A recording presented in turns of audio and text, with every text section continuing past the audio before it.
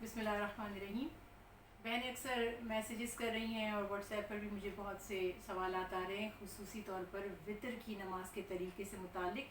सबसे पहले तो मैं ये बताती चलूँ कि तकरीबन 3 तरीके हैं, बल्कि बाज़ दफ़ा 4 तरीके भी हमारी निगाहों में मुशाहिदे में आते हैं जिससे वितर अदा किया जाता है।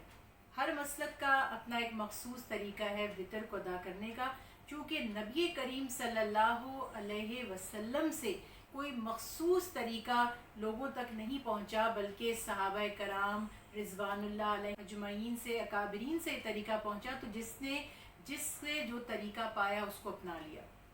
अगर हम मुख्तसर बात करें कि रसूल अल्लाह सल्लल्लाहु अलैहि वसल्लम ने फरमाया वितर हक़ है, जो चाहे 1 पढ़े, 3 पढ़े, 5 पढ़े, यानी जितनी तौफीक हो वो पढ़े। बस ख्याल ये रखना है कि ऑड नंबर्स हों, इवन नंबर ना हो।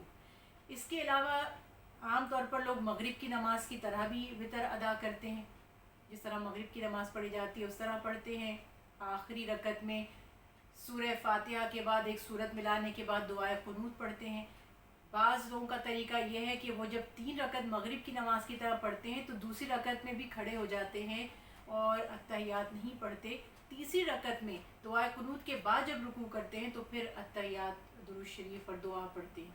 मुस्तनद तरीन तरीका अगर हम देखें कि जो रसूल अल्लाह सल्लल्लाहु अलैहि वसल्लम की तालीमात से सबसे ज़्यादा करीब है, गो के दूसरे भी गलत नहीं, लेकिन सबसे ज़्यादा रेफरेंसेस जिस तरीके के मिलते हैं, जो मुस्तनद तरीन तरीका है वो ये कि 2 रकात पहले अदा की जाए, जिस तरह 2 रकात नमाज अदा की जाती है उसी तरह, और फिर एक अलहदा करके पढ़ा जाए। जो तीसरी रकत यानी कि अलहदा एक पढ़ा जाएगा उसमें भी इसी तरह ताउज़ तस्मिया पढ़ी जाएगी, और फिर सूरह फातिहा के बाद कोई एक सूरत जो भी आप मिलाना चाहें वो मिलाएं।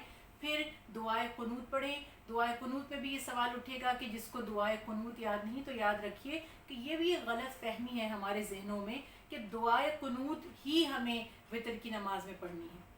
कुनूत के मायने हैं फर्मा बरदारी, आजजी, इनकिसारी, यानी अल्लाह की बारगाह में इस तरह पेश करना, अपनी आजजी का इजहार करना, उससे दुआ करना कि इंसान ये जाहिर करता है कि मैं बेबस हूँ, लाचार हूँ, और ए अल्लाह आप मेरे खालिक और मालिक हैं। तो इसमें जो भी दुआएं आप पढ़ना चाहें पढ़ सकते हैं। रब्बना आतिना फिद दुनिया हसनतम व फिल आखिरति हसना, ये दुआ भी पढ़ सकते हैं। इसमें एक सवाल ये उठता है कि हम दुआ हाथ उठाकर करें, हाथ नीचे छोड़कर करें, या हाथ बांध कर करें। तो नबी करीम सल्लल्लाहु अलैहि वसल्लम से कोई भी तरीका साबित नहीं है, सब सहाबा कराम रिज़वानुल्लाह अलैहिम अजमईन से हमें मालूम होते हैं। लिहाजा आप चाहें तो तीनों तरीके मुख्तलिफ वक्तों में प्रैक्टिस कर सकते हैं। चाहे तो हाथ उठाकर दुआ कर सकते हैं, चाहे तो हाथ बांध कर दुआ कर सकते हैं। कोई हर्ज नहीं है, ये कोई इशू नहीं है। इस पर बिला वजह परेशान होना, कंफ्यूज होना, अपनी इबादत का मज़ा ख़राब कर लेना, इस चीज़ से परहेज़ कीजिए।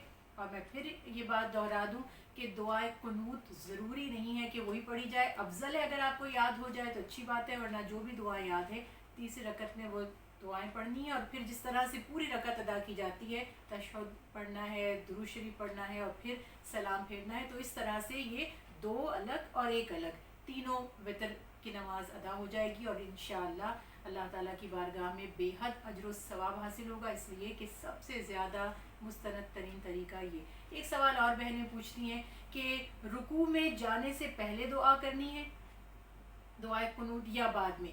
तो ये भी रसूल अल्लाह सल्लल्लाहु अलैहि वसल्लम की तालीमात से पता चलता है कि रुकू से पहले, यानी तीसरी रकत जब आप अदा कर रहे थे तो आपने सूरह फातिहा अदा कर ली, एक और सूरत अदा कर ली, उसके बाद दुआ करके फिर रुकू में जाएंगे और फिर अपनी नमाज मुकम्मल करेंगे, और इसी तरह उस आखिरी रकत में भी सलाम फेरेंगे।